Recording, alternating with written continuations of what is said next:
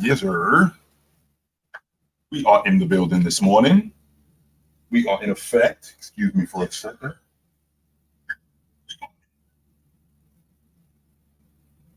What's going on this morning? Brooklyn's very own is in the house. What's up? Nick Johnson, what's up, brother? Choppy, what up? How y'all running this morning? Good. Travioso, what up? I'll let you dudes file in here real quick. See what's good. What's good? What up, Carlton? How you doing, brother? What's going on? No PC today. Big Ox couldn't make it. And we couldn't find a replacement. So I'm doing this on my own. What up, Global? How you doing? What's happening this morning? Galaxy is in the house. Just kind of letting everybody file in. I think it's a good thing. I wanted to talk this morning about the difference between a better player and playing better. You know, a lot of people get confused with the two. This is why I have such a difficult time with the better player logic, because I've seen better players get outplayed, right? So I saw a post a couple days ago. I saw a post, and the post read, don't forget that in 2008, Dwayne Wade led Team USA in scoring, and he was the best player on that team. Shot 67% from the floor, and they did go on to win the gold. And he came off the bench, by the way. He did come off the bench.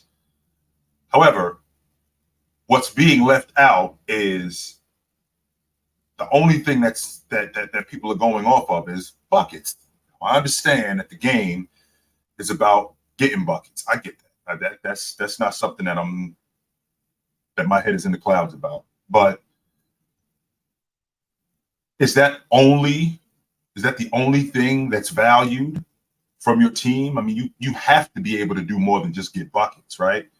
And not only do you have to do more than get buckets, if you get in buckets, how impactful is that to winning as opposed to the other guy who gets a little less buckets than you and does more?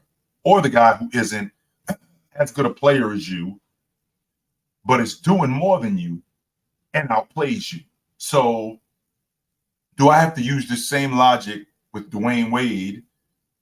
Do I have to use the same logic with Dwayne Wade, who he ended up leading Team USA in scoring in 2008. They ended up winning the gold medal. And in the process of them winning the gold medal, in the process of him coming off the bench, they won the gold medal. Do I have to use that same logic with Barkley in 92? Because just so you guys know, Barkley led Team USA in scoring. Not only did Barkley lead Team USA in scoring, he averaged 18 a game, shot 71% from the floor. Now, was Barkley playing better than Jordan, or was Barkley a better player than Jordan? I'm of the belief Barkley in 1992, as good as he was not a better player than Michael Jordan. In fact, at no point was Barkley ever a better player than Jordan. Did he play better in the Olympics than Jordan did? Because he scored more points? Did he outplay Jordan specifically because he scored more points? I mean, you can make that argument, but that doesn't necessarily mean he played better than Jordan.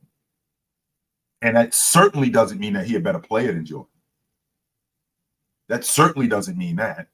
I watched Kevin Durant get outplayed by Jason Tatum in 2022 in the playoffs. In the process of him getting outplayed, they end up beating the Brooklyn Nets. Was KD a better player in 2022 than Jason Tatum? Yes. I think so. I 100% believe he was a better player than Jason Tatum at that time. I'm not so sure now, but in 2022, yes, he was a better player. However, he did outplay KD in that series. So the logic here is the logic here is with a guy being better overall as a player, yet a guy being outplayed, what do you value more? What do you value? What are you looking for more? Because I am now in the age of he is just better at basketball than him. Well, excuse me. I can get with that, right? I can definitely get with that. That all right, this dude, because I think that constitutes the eye test. Like you just watching this dude and going, all right, he's a better ball handler than him. He's a better shooter than him. He's a better finisher than him. He's a better athlete than him. But with that being said, what I do care about is with you being a better ball handler than him, with you being a better shooter than him, you being able to run faster and jump higher than him, what is that leading to? Does that mean that you're a better player than him? If this dude is producing more, because I saw a bunch of guys who were, I mean, Bird wasn't a better ball handler than Magic. He wasn't a better athlete than Dominique Wilkins. He wasn't a better defender than Jordan. But he outplayed all of these guys at one point. Every last one of them, he outplayed them. So what does that mean? Does that mean that Bird's a better player or he played better? I am not one of these people who gets caught up in, I'm not one of these people that gets caught up in the fact, I'm not one of these people who gets caught up in you are more skilled than a guy. I don't care about that. I really don't, man. I don't. I care about your skill level, but I don't care about it. I don't care about it to the extent of other people. Because other people, what they do is they try to, it's the same thing as your peak being better than this guy's peak. Okay, so at my best, you were better than me at my best. And even though I was better for a longer period of time, that means that I was better than you. Does that mean you were better than me because you at my best or at your best, you were better than me for a specific short period of time? Me, on the other hand, I was better than you longer. So everything you were doing, I was doing that too. I just did it longer. Does that mean that I'm better? So it's the same logic that I'm bringing when I talk about a guy being skilled, when I talk about a guy being more skilled than another guy, because I care about what this stuff leads to. I care about what you are producing. These two things go hand in hand. If you are just a guy where it just looks good and it doesn't translate to anything, I can't get behind it, and I won't. I can't get behind it, and I will not get behind it. And the reason why I won't do that is because it's empty. If you just buckets and you want a crew where the crew is whack. Let's just say for the sake of argument, the crew is whack, right? You want a crew that's whack and you're getting buckets. Well, somebody got to lead a bad team in scoring. Somebody got to lead a bad team in rebounding. Kevin Love, for example, when he went 26 and 14, somebody got to lead a bad team in rebounding. Somebody got to lead a bad team in scoring, right? Somebody has to do that. And I could still recognize you being a good basketball player.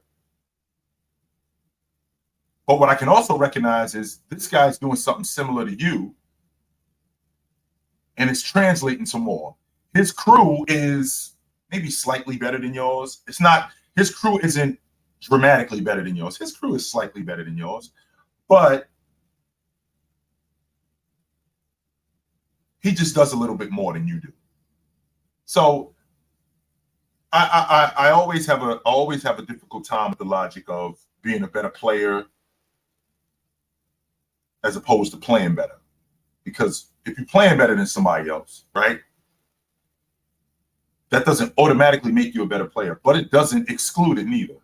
No, it doesn't. It doesn't just go away because yo, I play better, but he got more skills than I do. He's a better athlete than me, so automatically he's better. Well, that does come into account. 100% it does, and I just care about that stuff. So I was interested to see what the turnout is with that, and we got the Hall of Fame coming up, which is dope, and which is a silky segue to the Hall of Fame. We're talking about great players. This might be one of the better Hall of Fame classes that I've been around for. One of the best Hall of Fame classes that I've been around for. Shaq, Yao, Iverson was in the same Hall of Fame class. I think Jabbar was in the same Hall of Fame class with Jerry Lucas. This is definitely one of the best. This is definitely one of the best Hall of Fame classes that I've been around. So I think it's fantastic. I think Dirk Nowitzki is a first ballot Hall of Famer, 100%. I'm glad that Pau Gasol is getting recognized for being the great player that he is. I'm really happy about that. And the reason why I'm happy about that is because, and the reason why I'm happy about that is because it no longer diminishes what they did in Los Angeles. It wasn't just this team was just good. No, that was a great team. It wasn't just comprised of one great player and a really good player. No, it was comprised of a really good unit, led by two great players, led by two all-time great players. It definitely does. So, this Hall of Fame class, let's see, Bryant, Duncan, I think Garnett were in the same Hall of Fame class. That was awesome. I didn't watch that Hall of Fame ceremony, to be honest with you. And I didn't watch it because the fact that Bryant wasn't there, I just couldn't do it. This was something that he should have been in. And the fact that he couldn't be here, I couldn't watch it. So I'm definitely going to watch that tonight, though. Dwayne Wade they're going to build a statue of him outside the arena one day. And in the process of them building a statue, you know, he's the best player in the history of the Miami Heat organization. What he did for that unit, they already retired his jersey, Olympic gold medalist, like we already talked about, all-NBA performer. I love to see guys who an organization recognizes right from the beginning, this is our guy. That's what they did with Dwayne Wade. That's exactly what they did with Dwayne Wade. When they got him, Pat Riley recognized this is who we building our unit around. We're not building we building our unit around this guy right here. He's our franchise player. And deservedly so. Because he was that guy right from the beginning. He looked like that guy right from the beginning. And because he was that guy right from the beginning, Miami did a really good job in building that unit around him, and they were able to win an NBA championship. So I got a super chat. Let me get to this real quick. I apologize for you guys. FIFA Boy says, you think you talk about Dirk different if he won in 2006? That depends. I think that depends on if he won in 2011. Are we assuming that he won in 2011 too? Because if we're assuming that he won in 2011 too, that's two NBA championships. He's a member of the 30,000 point, 10,000 rebound club. Winning two NBA championships. I think he's a 10-time All-Pro, something like that. I think he is much higher on the list. If they win it in 06 and he's the best player in that championship series, and then he wins it again in 11, yeah, I do think that we talk about him different. But if he only wins it in 06 and doesn't win in 11, in fact, I think winning it in 11 redeemed him, because 06 was considered an epic collapse. You know, they were ahead in that series. They were up 2-0 in that series to start. And to lose 4 straight games after being up 2-0, nobody talk about that. We don't talk we talk more about what Dwayne Wade did. We talk more about what the Miami Heat did, which, by the way, they had a pretty damn good team that year. They had a damn good team that year. And I wasn't surprised that they won it. I was not. I was not surprised that they won it. So I do think that we talk about Dirk different, but we do need to recognize how great he was. I do believe that. So this logic of being a better player as opposed to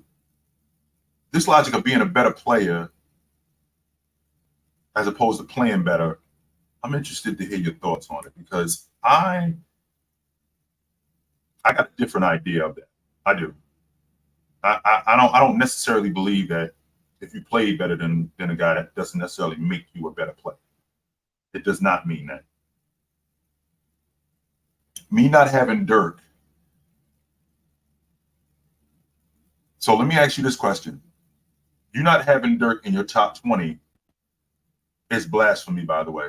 So if me not having Dirk in my top 20 is blasphemy. So of my top 20, James, Jordan, Jabbar, Chamberlain, Russell, Magic, Bird, Duncan, Olajuwon, Diesel, Curry, Bryant, Jerry West, Oscar Robertson, Moses Malone, Doc, KD, Doc, Kevin Garnett, Karl Malone, John Havlicek. Who comes out?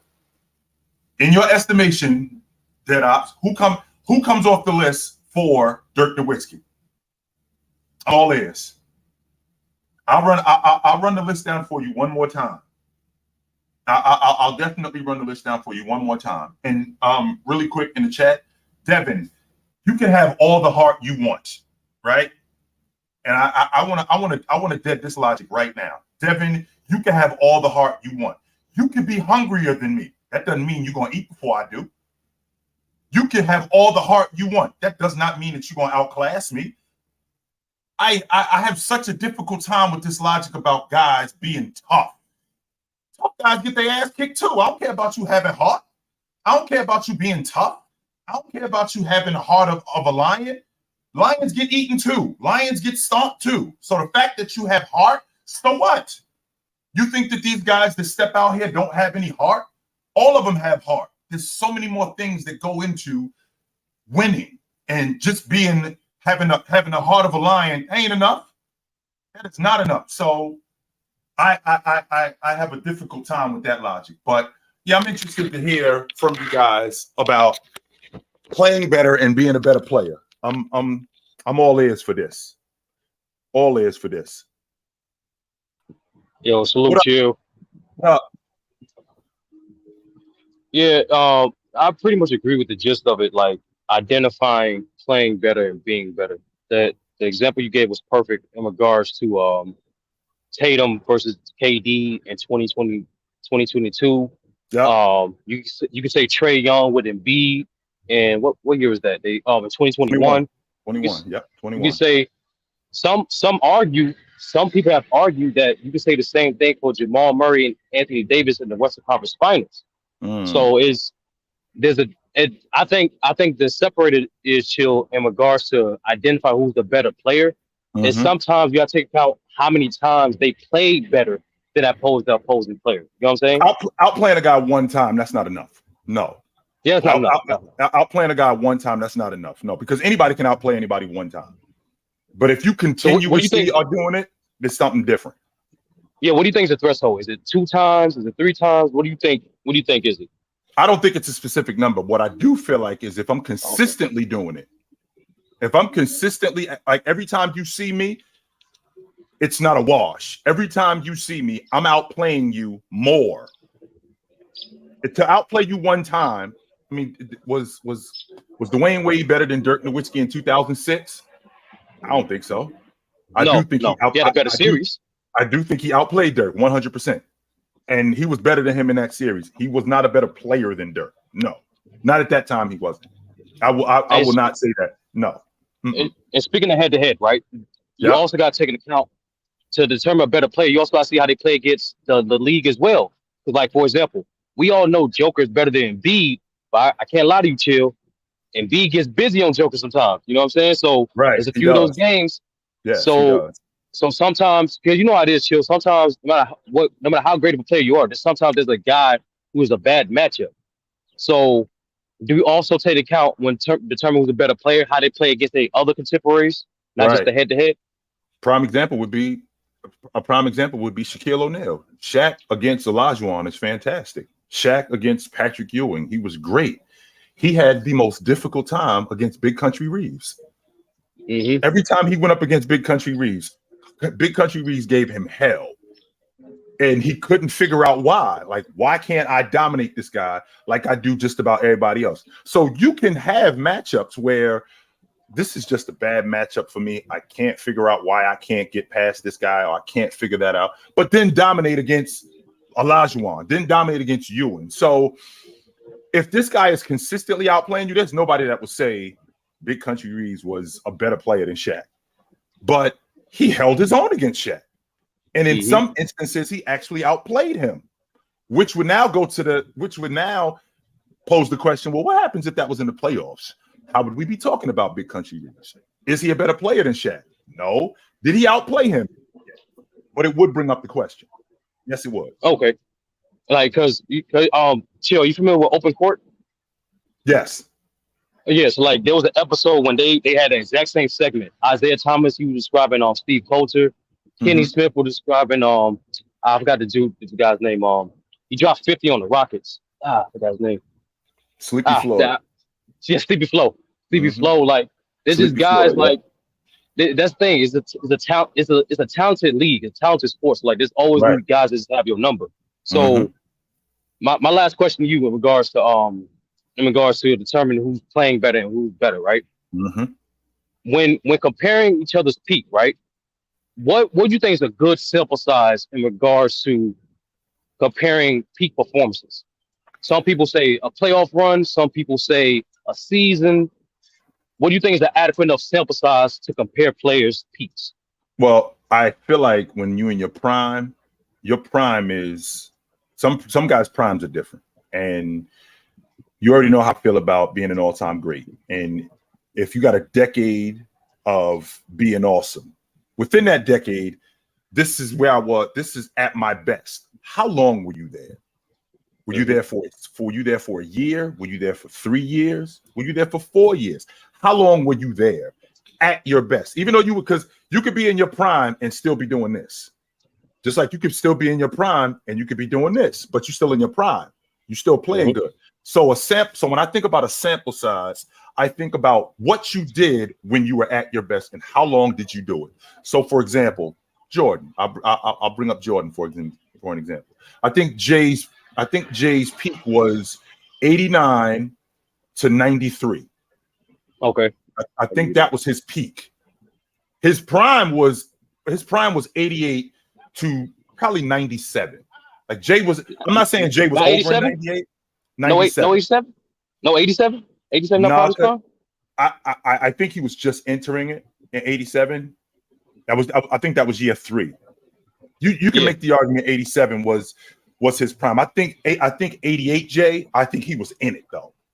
And I think at that point we go from there to probably 93 in terms of his peak. But his prime, I'm going to say 88 to probably 97. Like 98 Jay was still awesome, but he was, I got to say 98 too. I'll take that back. The point that I'm making is in the middle of that, what years were his best years? Well, I think it's 89 to 93. That 5 years, that 5 year stretch where he was at his best for those 5 years, and within that 7-8 year period, those 5 years, he was at his best, as opposed to it being like 88 to like 90. I mean, that's not a large enough sample size. 2 years. That's why I have a difficult time with the Joker all-time logic, because Joker just got nice. Like Joker just entered his prime. Joker just got nice over that. If Joker quit today, Joker ain't a top 10 player all time. Joker ain't a top 20 player all time. Just because he won the NBA championship. No, you got to be good for a long time. Longevity matters. Longevity matters. It matters a lot. And to be honest, for some reason, like that gets put under the rug when in Yep. life in general, it's difficult to maintain a high level of consistency in any field of life. So Right. I don't see how longevity gets poo-poo. But like the reason why I ask you like what's the adequate sample size for comparing peaks because there be times where like you have say if you're comparing two guys the same or like Chris Paul Westbrook, right? Well, Right. Westbrook probably had a greater peak in terms of like that 2017 season in Right. that entirety than opposed to any season that Chris Paul had, but Chris Paul had a better prime, right? So when you Right. say who's better, it's like which one do you value more? The guy who had the higher peak or the guy who had the better prime? And that's another question. I went over that a couple of days ago. That idea that you were at your best, you were better than me. Does that mean you are better overall than me, or you was just better than me during that specific time? That's a question that I had too. I still haven't gotten a satisfactory answer for that though. But hey, Sturdy, I got to get to some other people. It was good to talk to you though, brother. I will be there tomorrow too. I will be Yeah, there that's tomorrow. exactly what I was going to ask you. No I problem. We're will. going to go on a good show. I will be there tomorrow. Absolutely, brother. Good to talk to you. Yeah. Out, Yo, my man. What's up, Show? Can you hear me? What up?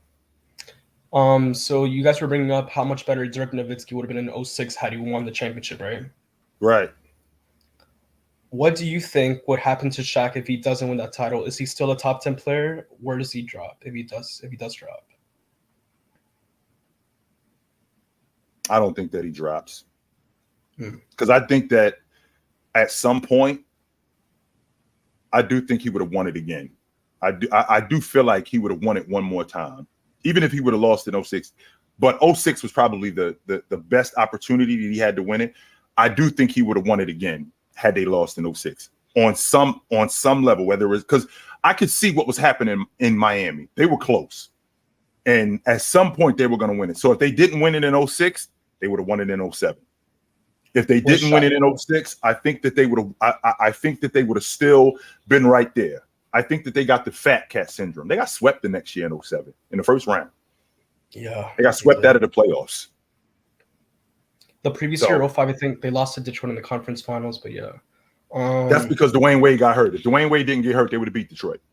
Yeah, absolutely. So do you think Shaq was top 10 before 06?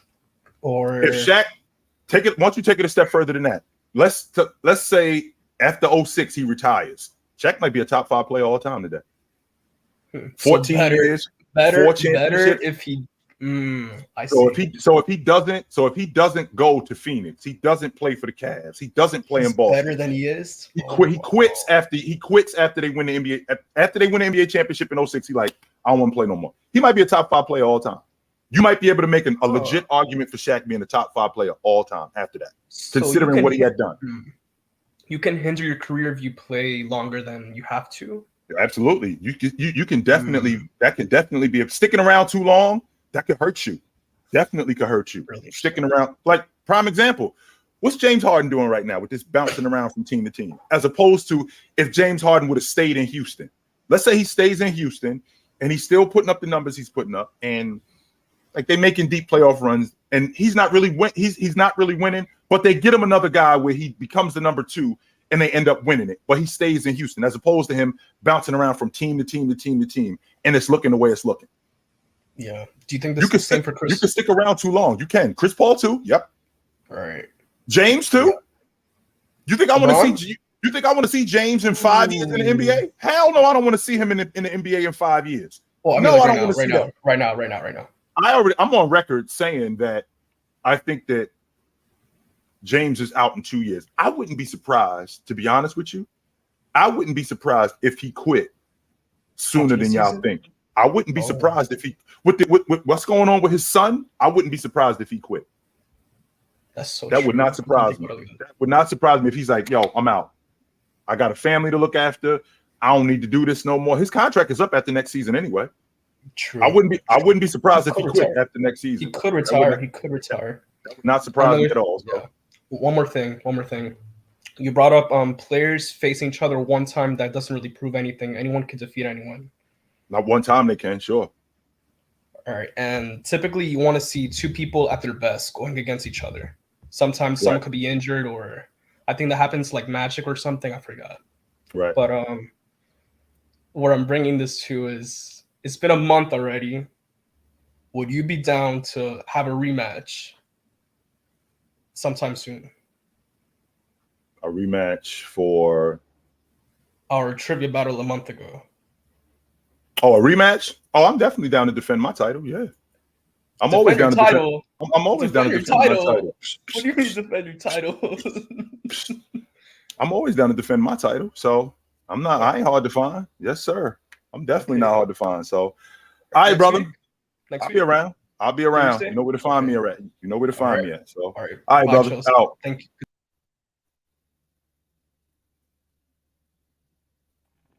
Hello? What up? What's up, Chill? How's it going? What's going on, brother?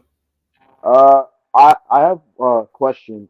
Well, it's going to go into a question. I have two. Me and my friend we were arguing about this, and he was arguing that just because you lead the league in steals, that automatically makes you like an all-league defender. And I was trying to tell him that it doesn't, because I told him Steph Curry did it, and we talk, how we talk about Steph Curry defensively. I think that leading the league in steals is like a plus. You know what I mean? Like Gary Payton, for example, he's super elite defender, and he also led the league in steals. That's kind of like an add-on, like as a that's kind of like an add-on that you're already a elite defender. It's not a signifier that you're an elite defender. You know what I mean? Well, I And don't want to. I don't want on to diminish. I don't want to diminish it. Even Magic led the league in steals, and nobody talks about Magic as a great defender. James Harden led the league in steals, and it could be misconstrued when you're talking about leading the league in steals. Because if I'm playing, I've always been under the logic that if I'm playing 40 minutes a night, I can get you one steal. I can do that. And if I'm out there that long, somebody gonna give me the ball a second time. I think I can average 2 steals playing 40 minutes because I'm gonna get you one steal. Does that mean that I'm a great defender? It doesn't necessarily mean I'm a great defender. Well, and I could use the same logic. I could use the same logic with rim protection. I can block if I'm playing 35, 40 minutes. I can block 2 shots a night. Does that mean that I'm a great? Does that mean I'm a great rim protector? Because it depends on when I'm doing it. It depends on how I'm doing it. Those numbers could be misconstrued 100%. I thought it was different, like when you're talking about like blocks, steals, because I thought it was a lot harder to rim protect than it is to get a steal. I was like, wow, I guess you can say the same thing.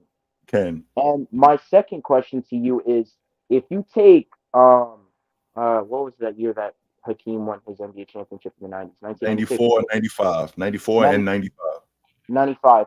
Take that Houston Rockets team from 1995 and pit them up against the 2004 Detroit Pistons. Who do you have? Who do you have winning in a 7-game series? And I'm only saying this because both of them were really good defensive teams. The Rockets, because offensively they were better. They had Olajuwon. Olajuwon was the separator. He was the difference in the series. Just like the same reason why they lost the Detroit Pistons lost to San Antonio in 05. As good as Ginobili was, as good as Tony Parker got outplayed by Chauncey Billups. Tim Duncan was the difference in that series. So if the 94 Rockets or the 95 Rockets go up against the 2004 Detroit Pistons, Olajuwon is the difference, and I think that they handled them. Really? So you don't think like they're gonna try to like throw like a combination of like Ben Wallace at him to try to like push him farther away from the basket to keep him from dominating on the paint? Good luck Kind with of that. like how he did with Shaq. And remember the Shaq. Shaq was still awesome in 2006, but that 2004 and Shaq was still awesome in 2004. But I would like to see Ben Wallace try to deal with Shaq in 2000. I would like to see Ben Wallace try to deal with Shaq in 2002. That Shaq. And you're talking about the 94 Rockets, 95 Rockets. That was the best Olajuwon. Good luck with Ben Wallace trying to deal with him. That was you're talking about too, right? You're talking about pushing a guy off the block. Well, he's not going to push Olajuwon off the block. And if he does push Olajuwon off the block, Olajuwon had a money mid-range game. Olajuwon had an incredible face-up game. And as good a defender that Ben Wallace was, Olajuwon would take advantage of his size. Olajuwon would take advantage of his quickness. And Olajuwon would take advantage of all his counter moves against Ben Wallace. He would be the difference in that series. I think they handled Detroit. In like what, 4 games? Like a sweep? I don't think it'd be a sweep, but I don't think it would be a sweep, but I do think that they would handle Detroit. All right. Thanks, Yep. Chill. All right, brother. Know where to find me at. Yes, sir. What up? Yo, What up? what's going What on? up, Chill? What up? What up, D? What up? That was some funny ass shit. He said, just because you got more heart don't mean you're gonna eat before I do. Hey, Leaf, you hungry? I'm hungry, but we both starving. Just because I'm starving don't mean I'm gonna eat before you. Fact. Yeah, that's exactly right. Like What the hell? What the hell that Take mean? that shit. That's Both- exactly right. Yeah, that remind me of last week when I had to line you up with Brandon Katz, but that's another story. What the hell we doing? What the hell we doing? Both of us locked in a room and we both starving and it's a plate of food. I'm getting over that there. shit. I'm starving, you getting that. starving. That don't necessarily mean that I'm gonna eat for you because I got heart. I'm This getting dude that. hungry too. You might be, hey, look, Right. messing with me. You might be dinner too. I'm like, no Yeah, way. this dude hungry Right. too. What the hell that mean? Yeah, Right. but I agree. I'm all right, man. Knicks fans is trying to try me. It's that time of the year, but I'm gonna get the strangler number real quick. I'm gonna deal with them in a minute. But I like this video. Better player versus playing better. I agree. got a good one for you. Chill. I got a good one for you, Chill. I got Check one this too. out. Giannis versus AD. Who's who? Oh, First of all, the good thing about this is I'm glad you brought that up because people have amnesia. This was an actual conversation years ago. Oh yeah. All of a sudden, It Anthony was. Davis gets hurt, and now Giannis jumps him. He wins the did. NBA championship, and now it's not a conversation. Now Anthony Davis comes back, and he's playing better, Right. and now it's a conversation again. Okay. Now it's a conversation again. So with that being said, Who I'm you on record saying this. In 2020, if COVID doesn't shut the season down, you can make a legit argument that Anthony Davis was the league MVP. You can make a legit argument that he was the league MVP. Even hold on. Even with LeBron leading the league in assists and That's why I say it's a combo. even with that. Leaf, answer this question for me. And as long as you've been watching the game, when was the last time a Western Conference team who had the best record in the league, their leading scorer, leading rebounder, and leading shot blocker was not a league MVP candidate? Damn. Wow. Oh man. Not an MVP candidate at all. Damn. At the top of the list, by the way.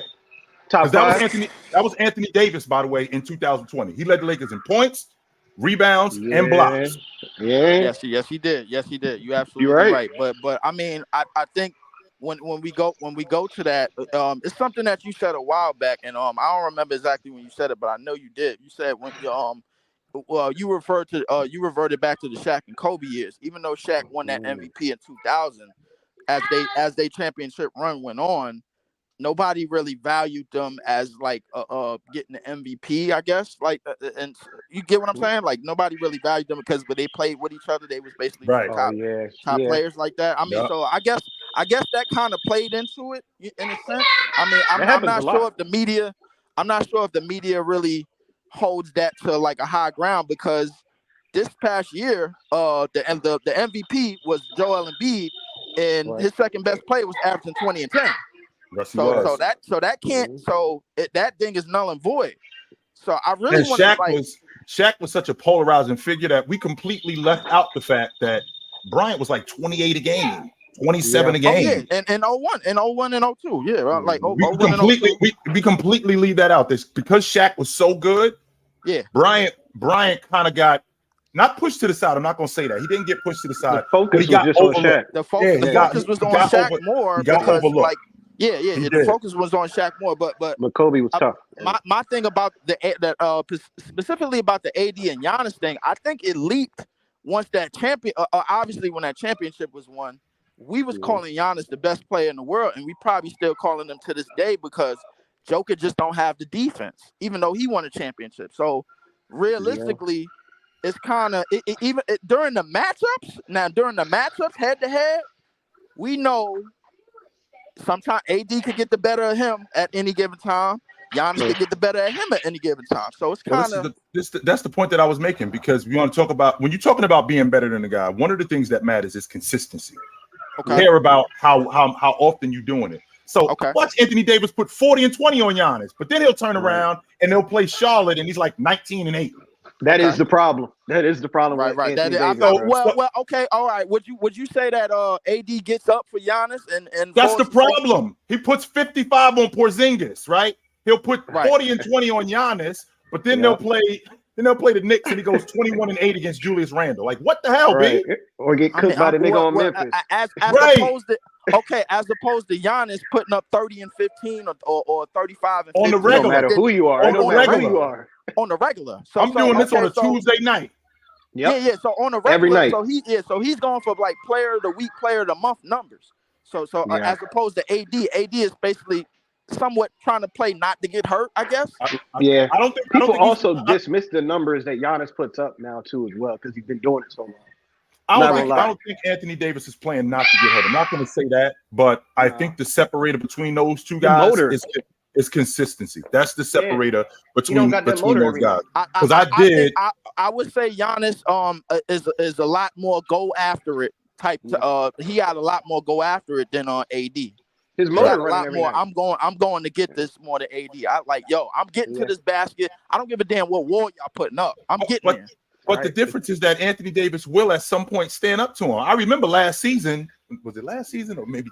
I think it was early this year. I think it was last season that just passed when Giannis was waiting outside for him.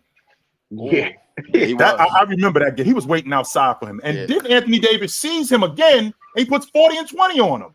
Yeah, like you're not kicking my ass again. But I'm thinking to myself, why isn't that the attitude on the regular? Why is that just the attitude? Why I gotta wait for you to punch me in the face to go, oh shit, all right, I gotta start rocking. But before the bubble, AD was getting off on them before the bubble had started in them games. And remember the game before the bubble when they played on TNT, he was getting off on them in that game. And I think the Lakers won that game. And the Lakers was top about the AD's mentality, man. It's just like you gotta but I think and I think it's a mentality.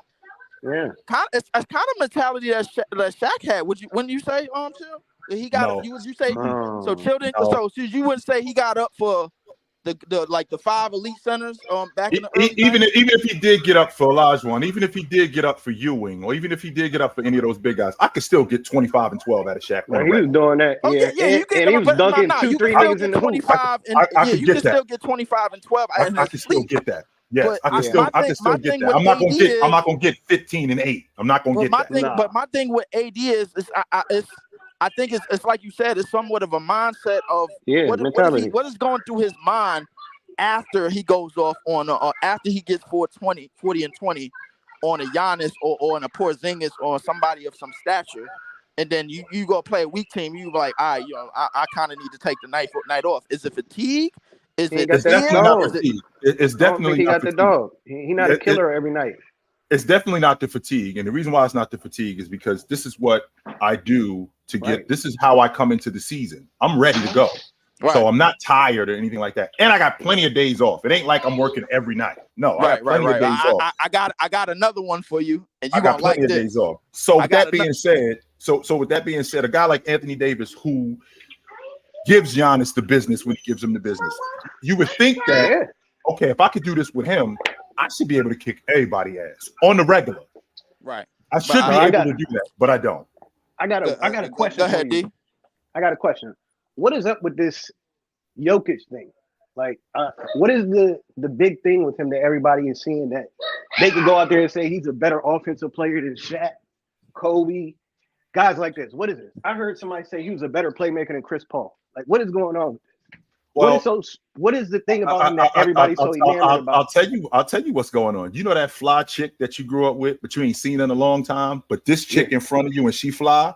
Well, if she in front of you more, she gonna look flyer than this chick here that you ain't seen in a while.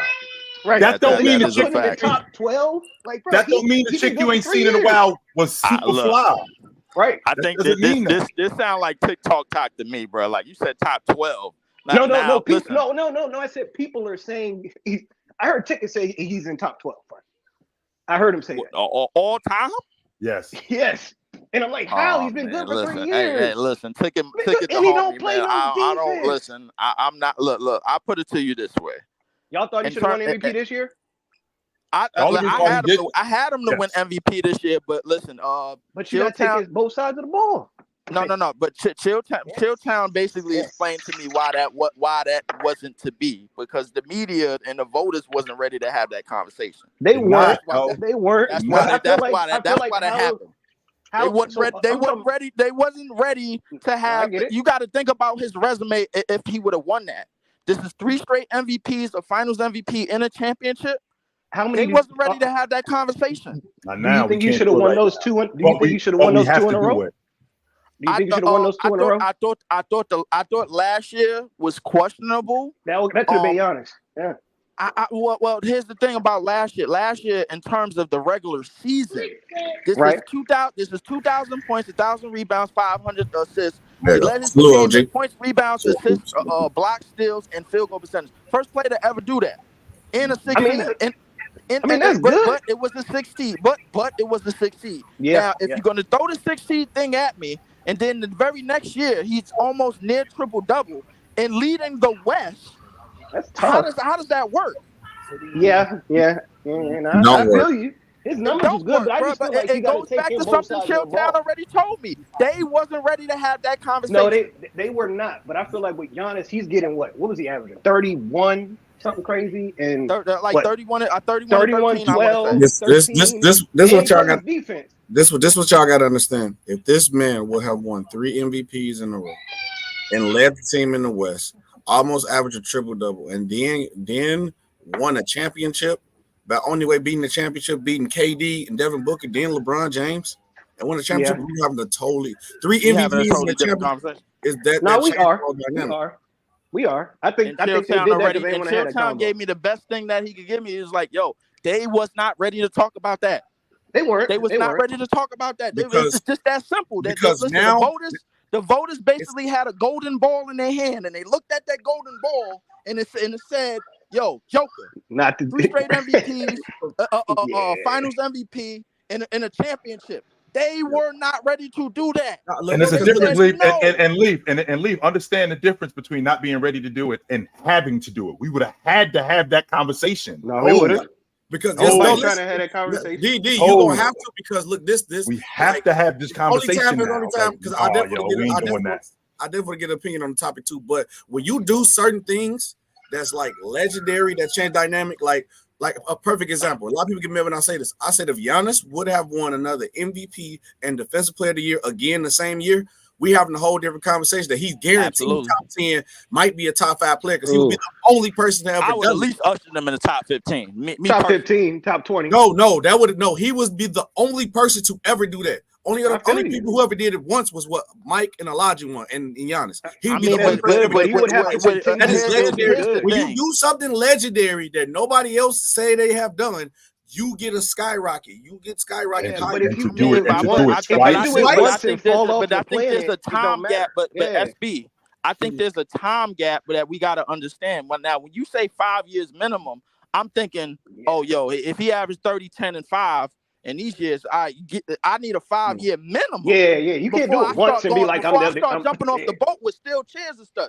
No point intended. But the thing is, bro, like I need those minimums. Chilltown, listen. Me and Chilltown don't agree on a lot, but we agree on the minimums. We at least you can't do it 1 year. What do you mean about minimums? What do you mean by that?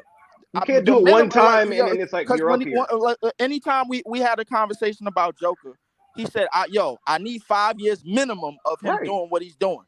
I need at least a good 5-6 years minimum of Giannis doing what he's doing. I need a good 5-6 years minimum of some of these guys doing what they're doing, because compared to the greats, like a Derrick Rose. If we're going to talk about Joker, Olajuwon did 2010 and 4 blocks for 8+ years. If we're going to talk about Olajuwon, if we're going to talk about Joker like we talk about Olajuwon, we're going to talk about Joker like we talk about Shaq. If we're going to talk about him like we talk about Chamberlain, we're going to talk about him like we talk about Russell. We need 3 years, 4 years, that ain't enough, yo. That is not enough. It's not enough. As well as not being a defender. Hold on, D. OG, I want to also hit on the topic of it because I like the conversations you have. And I ain't gonna lie, you've been cooking up on like bringing different dynamics to look at a game. I give you credit for that. Because I think this is a perfect example of this exact title. Jimmy Butler versus Jason Tatum. Jason Tatum is clearly a better player, but Jimmy Butler has outplayed him many times. You know, I'm a Tatum guy. He outplayed Giannis. He outplayed Giannis. He outplayed Giannis. He outplayed Giannis too. Yep, he outplayed Giannis too. Yeah, his I was level gonna of go play with goes somebody up. else other than Jimmy SB, but like I take that because I had Jason Tatum right on a deep fryer, bro, as always. But people don't talk about this. A lot of Jimmy not better than a lot of guys in the league, but he outplayed Giannis twice before. He outplayed Giannis when he won MVP and Defensive Player of the Year. And Giannis started as the best player in the league, and Jimmy cooked him. He outplayed He Tatum. did get hurt That season too. That postseason too. No, I'm talking about the bubble. Giannis got hurt in the bubble. Giannis got hurt in the bubble. However, even with him getting, even if he doesn't get hurt, I'm not sure that they beat Miami. I'm not sure if they beat Jimmy, for some reason in the playoffs. Yeah, I'm not sure if they beat Miami. I'm not. He's one of the strangest players to me. He's one of the strangest what players. You say? I don't understand. He made Giannis like a box of extra crispy. That's what Jimmy straight went after him. Like none of y'all do out here. I've never really seen a guy in all my years of watching basketball where the best player in the series didn't want nothing to do with the other best player. I think I seen it this past year in Game 5 when he ran away from them free throws at the end, and then I seen Jimmy. And then I'm seeing Jimmy stare down and yelling Drew Holiday. He's whooping his ass. Supposed to be the best perimeter defender in the game. And I'm thinking to myself, I'm like, yo, bro, even though Milwaukee was up, I'm like, they're gonna lose this game. I kept saying that. Why you think I felt like I felt with Boston and Miami? And the reason why I felt like that was because Grant Williams was the only dog in the fight going, yo, I'm gonna stand up to this dude. I'm gonna tell you why. None of y'all gonna do it. And then he got none of y'all gonna do it. I'll stand up. But even if he gets cooked, somebody got to stand up to this dude. Right. We're just gonna keep letting this dude just walk through us. Nope. Is somebody gonna stand up? Grant Williams actually stood up, and when he did that, I don't know how many times I got to tell you about the Boston Celtics. That actually galvanized them when he did that. When he did that, that actually galvanized them. Like, all right, well, the rest of us, we need to get on board with this dude. We don't have to back down from him. Especially we can get on board with this dude. OG, I need your voice. OG. Jason Tatum, Jaylen Brown, none of these dudes wanted nothing to do with him. Nobody manned up. None of them. Grant Williams was the only one who got up in the classroom and go, "You punk ass! I ain't nobody scared of you. I ain't scared of you." Right. Yeah. And he stood up to the bully. Come to find out, Jimmy was a pick and choose gangster the whole time. That's all he was. Yes, he was. Come and find out he was a pick and choose gangster the whole time. And I keep telling people about the Boston Celtics, bro, year after year. I'm sick and tired of telling them about them, bro. But this is the crazy dynamic we're not even looking at, right? I'm glad you brought up Grant Williams. And people realize they lost all their dogs for talent, and Porzingis is hurt. Now, listen. I think that the Celtics bought too much into trying to beat the Miami Heat. That's the Porzingis move for to beat their zone and add a different dynamic in the post. But you get rid of your dog players like Grant Williams and Marcus Smart and your best playmaker, which y'all needed playmaking. Who gonna do the dirty work now? OG, who gonna be that guy to step up to Jimmy Butler? You just got a bunch of talent now. And injury-prone guys. So who gonna be the guy? Malcolm Brogdon. Tatum gonna have to be the guy. Tatum. He can't. He the best. He never did that. Well, so he gonna have to. The difference with that is if Leaf stands up to the bully, and now Leaf gone, that doesn't make me now scared to stand up to the bully. I saw him do it. So because I saw him do it, that now gives me confidence. In the same frame as Grant Williams, but that now gives me confidence. I love Tatum. I don't see it. Because I don't know if he will, but that now gives me confidence. Well, wait a minute, he did it. I'm the leader of the crew. I could do it too. Grant Williams, but listen, him or Brown. I'll put it to you like this. Yeah, I think Boston went. I got a question for you. Boston went into the direction of going full on the top heavy guys. They are very top heavy. Yeah. Yes. But the thing is, the teams that were built by Danny Ainge over there, bro, all those past years, remember they was in the conference finals before they got Jason Tatum. Before they got Jason Tatum, it was in the conference finals. So my thing is like, yo, was it really like I tend to keep asking people, I'm like, yo, was it really just Jason Tatum, bro, or was they really that deep? Nobody thinks it was just Jason Tatum. He made them better. Nobody thinks it was just Jason Tatum. He just made them better. They were. Okay. It's like Magic getting on the Lakers. Okay. When Magic got Their on the roster Lakers, was already they good. was already a good team. He just made them better. Well, getting Jason Tatum, and now Jason Tatum turning into what we think he is, that just makes the Boston Celtics better. That don't mean that he jumped on the crew like Bird did. I They had just wanted to 24 make wins that and they clear. was garbage. That's And icing all of on a the sudden, cake. they in the conference championship. No, he just made them better than what they already were. No. SB, you threw Jimmy out there. I was gonna throw out Devin Booker. No, I'm glad Ooh. you look. You just segued to the question I need to Ooh. ask OG. Hold on, wait, OG.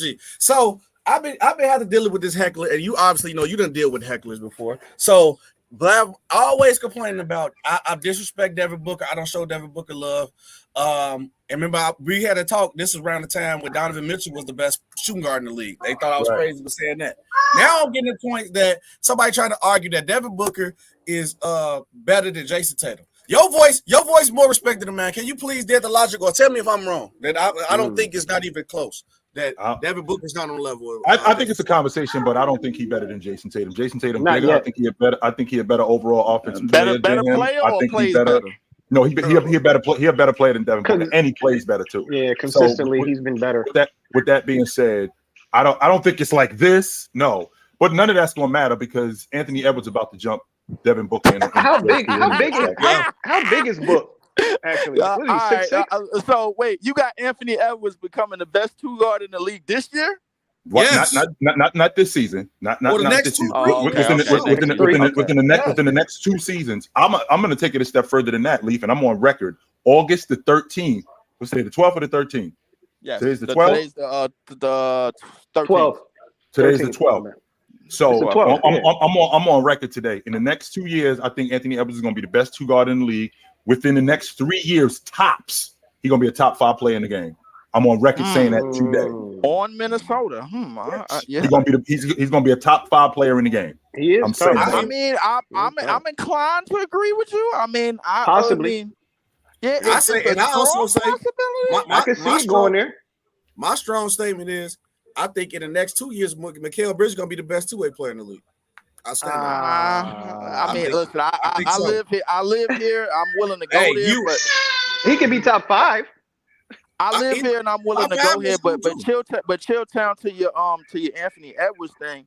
My thing is just like my main question with him is like, yo, I know he has the talent. I know he has the upside. Does he have the intangibles? Because remember, I think he does. Vince had the talent. He had the upside. Didn't have the intangibles. You T-Mac say Vince? had the talent. Had the upside. He didn't have the intangibles. Does Anthony Edwards have the intangibles? Yes. Well, he just showed you that in the play-in tournament when they played the Lakers, where he wasn't shooting the ball that well, and then what does he do? He's getting on the backboard. He's defending multiple positions, defending LeBron James. He's become a better playmaker. So you see flashes of a guy that I got those things that's gonna make me a complete player, and he's just gonna build on that. So he could affect the game without scoring. That's what you're talking. That's what you're saying. I saw that against the Lakers in the play-in tournament. I saw that against the Lakers, and we talking about a young dude who hasn't really scratched the surface yet. He's only 21 years old. Mess y'all head up too, because if you go back when they was talking, I forgot what player said it. The Nuggets said their toughest series was Minnesota. Oh, yes, that was. It was. Yes, it was. Yes, it was. So, hey, fellas, I gotta rotate you dudes, but I will see y'all dudes soon. It was dope to talk to y'all. One more thing before I go. I got Wemby averaging 5 blocks this year, man. 5? Wow. Yeah, out the gate. I ain't going that far, but you. Whoa! Somebody clip that. What? 5 blocks. Y'all heard me. 5? Clip it. 5. Yeah, 5. Clip 1, 2, that. 3, 4, 5. Clip it. Clip that. Yeah, I'm gonna clip that one. He's super wild. All right, SB, I know where to find you at, brother. Yeah, he's wild for that one. He's super wild for that. 100%. What up, B? Yo, that panel was fire, yo. What up, B? Chilling, man. Shout out to the whole panel that was just there. Shout out to you, Chill. Glad to see you. What was I gonna say? I was caught up watching the show, to be honest. Yeah. My hot take was that if you miss Brandon Roy, look for that in Scoot the Malu. I think you know what I'm saying. Scoot the Malu is gonna remind you of Brandon Roy, and he even might have the same ceiling one day. And besides that, Cam Thomas, and I seen you in the clip saying that he wasting away on the Brooklyn Nets bench. Word. So, you know, he had an interview the other day. So, you know what I'm saying? Dude asked him, like, yo, if you was the man, how much you think you scored? Cam Thomas confidently said 25. Easy. So I wanted to ask you, you know, to your clip to the interview. I don't know if you've seen the interview. Do you believe Cam Thomas? Do you think he could average 25 in the NBA? Well, I'm thinking to myself, we got a kid who, when he came out of college, he led the SEC in scoring. I think he was in the top 5 in the country in scoring. He was the first freshman that be in the top 5 in the country in scoring and lead the SEC in scoring since Mahmoud Abdul-Rauf did it when he was at LSU. And that stretch where he was playing, where he was dropping 40 balls and 28, but then he'd have stretches where he only playing 17 minutes. Cam Thomas is a guy that you got to turn him loose, B. Stop playing and turn him loose.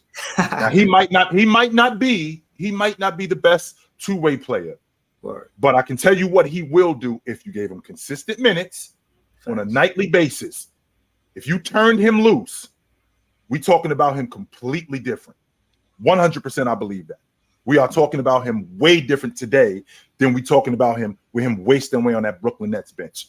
100%. Give him the basketball and turn him loose. And it's not going to happen in Brooklyn. It's not going to happen in Brooklyn.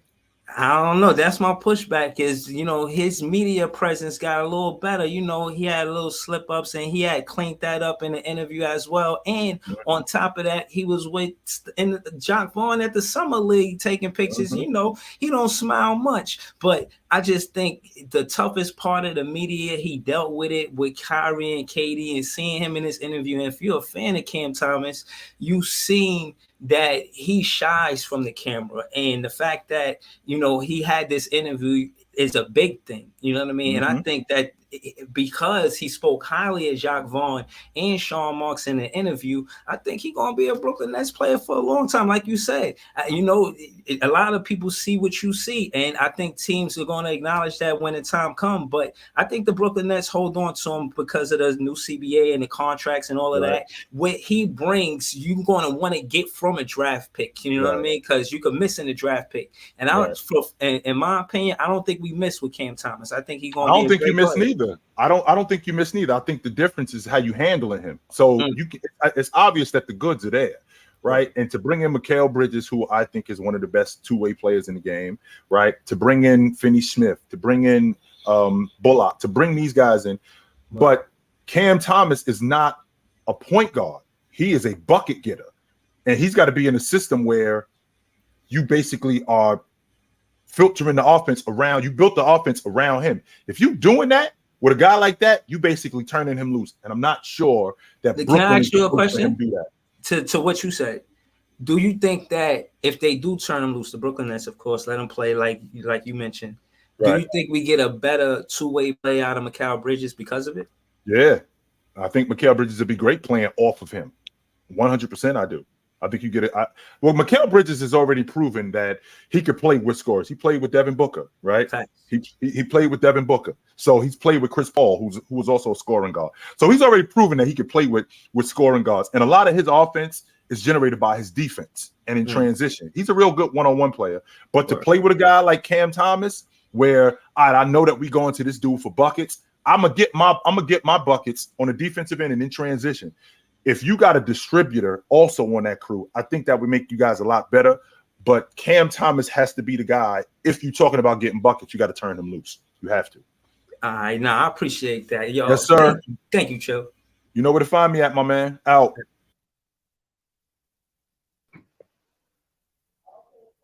What up?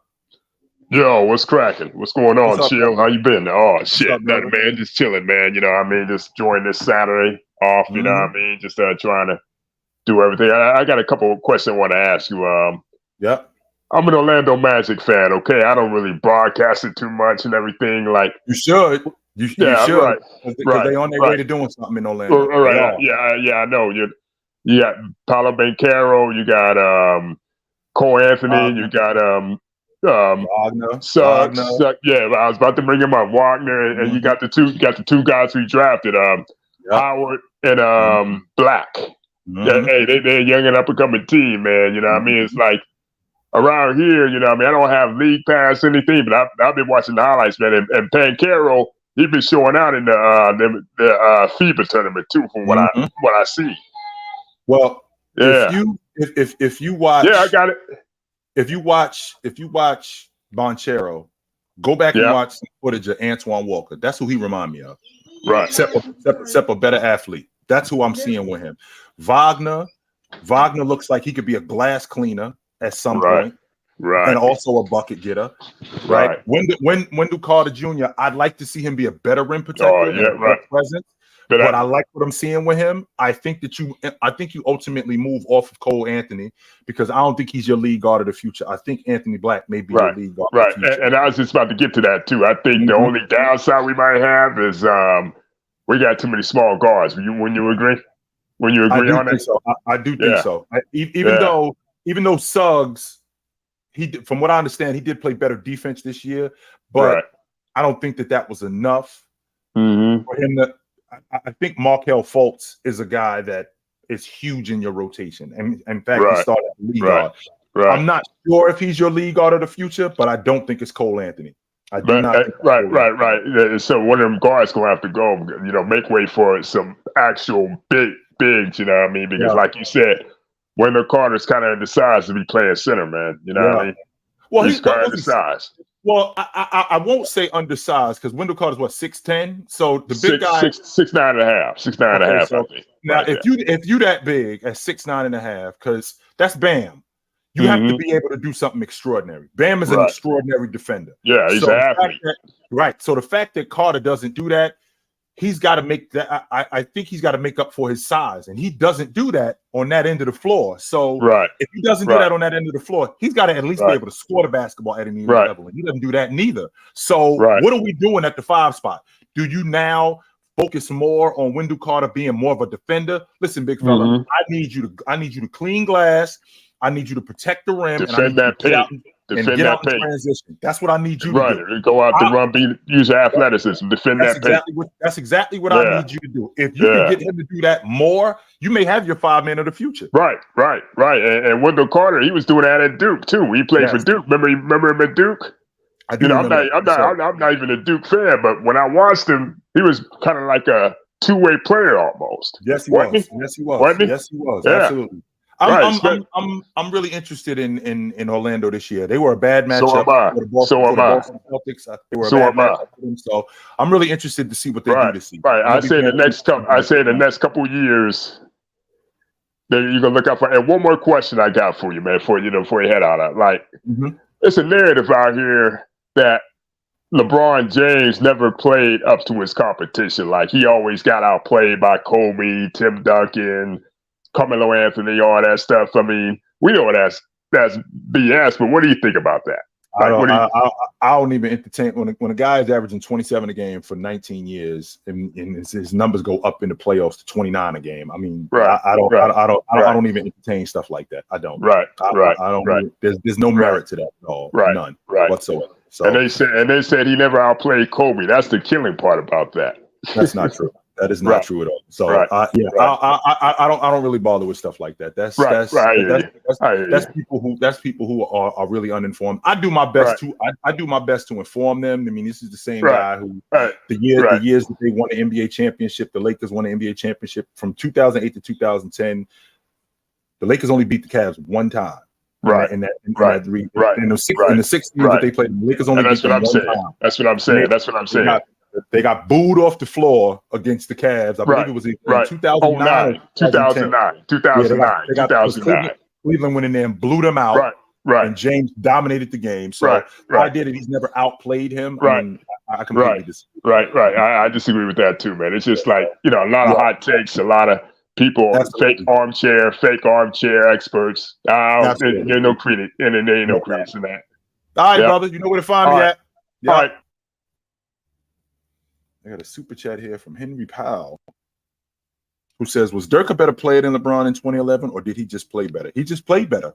That's a prime example. I'm glad you brought that up, Henry. That is a prime example of a guy who just outplayed another guy. And he clearly outplayed James in that series. If you go back and ask 10 people who know basketball who were around during that time and ask them in 2011, going into the 2010-2011 season, who was a better player, LeBron James or Dirk Nowitzki? Before the NBA Finals, if you go back and you ask 10 people who know the game, I'm 100% confident more than 80% of those people will tell you James was a better player than Dirk Nowitzki. Dirk clearly outplayed him in that series. It was not a question. And anybody that disagrees that Dirk didn't outplay him, they weren't watching the series. But was Dirk a better player than James? No, he was not. He was not. So it's about that time for me. It was dope to see you guys today. I appreciate you. I will be back soon. Chill with Chill was supposed to be on today, but it technically was because I'm here now, right? It technically was. It just wasn't on Player's Choice, but I'm here now. So I'm back in effect. I will be back soon. I will see you guys soon. But until then, take it light. But take it.